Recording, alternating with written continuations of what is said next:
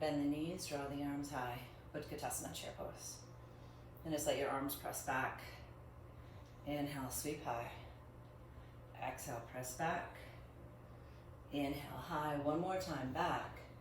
If it feels okay, you can clasp your hands behind the back. I admit I'm relatively miserable here and you could totally use a strap. And then here on the exhale, just let your hands come on down. Lengthen your legs. Inhale to a halfway lift. You can step back to high plank or jump to chaturanga. I'm stepping today, so high plank for me. Knees high or low, chaturanga. That's me doing it behind me too. Inhale, lift your heart, up dog perhaps. And then exhale, down dog. Inhale, take the right leg to the sky.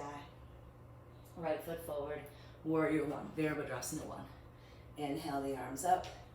Same arm pattern we've been doing all along. Arms back. Inhale high. Exhale, press back. One more time high. One more time back. This time pause though.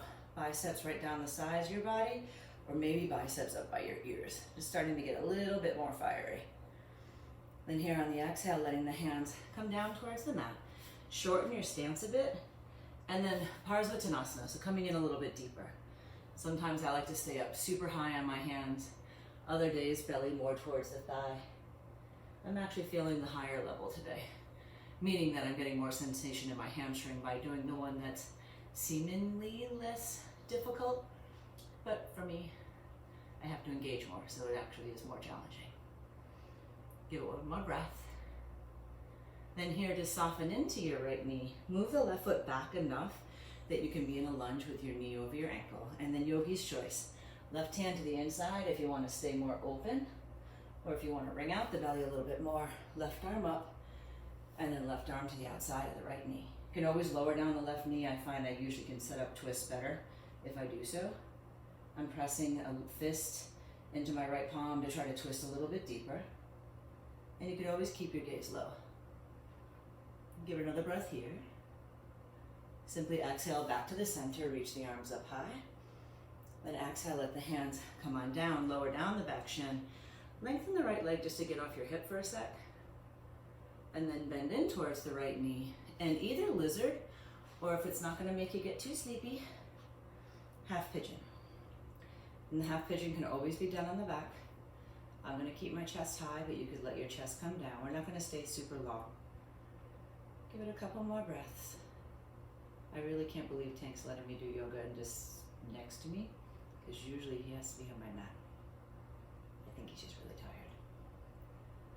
Then here, let your weight rock to the right, swing the left leg around, and then yogi's choice, you can either wrap the leg in front of your thigh, keep the bottom leg bent, or you can straighten it out. I'm gonna keep it bent for now, just so you're not looking at the bottom of my foot, and then twist towards the left. And this can be simple. You can just use your arm to hug. You can bring your elbow to the outside.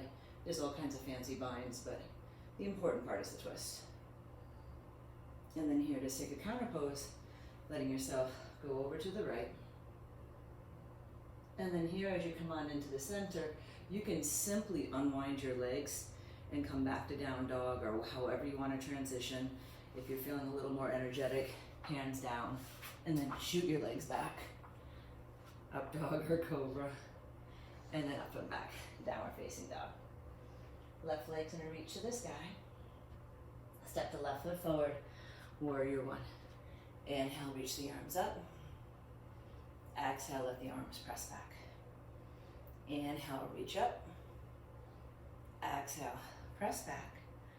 One more time high. Now this time when the arms come down by your side, keep them there.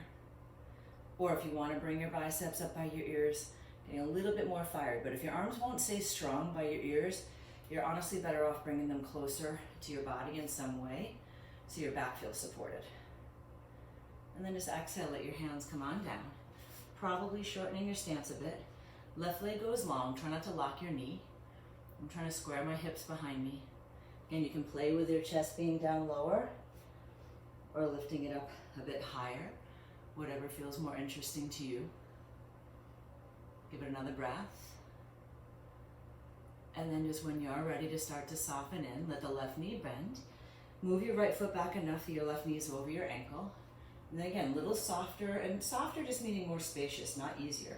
Right hand on the inside, or if you want more of the wringing out, right arm up, elbow to the outside, and then press down into your fist to roll open. Keep lifting up through the right quad, sinking into the left hip to twist you deeper. Give it another breath here. And then simply exhale, hands down, lower down the right shin, just lengthen the left leg. It's really just to get the weight off the hip for a moment, and then sink back in towards the left knee. You could stay in lizard or move towards half pigeon. It's never a bad plan to put a little bit of lift under your hip of the bent knee. Helps you keep your hips more level. And your foot, this foot can be much closer to your hip if you want a little bit more support. The further your foot moves away from you, the harder it is to keep your hips even.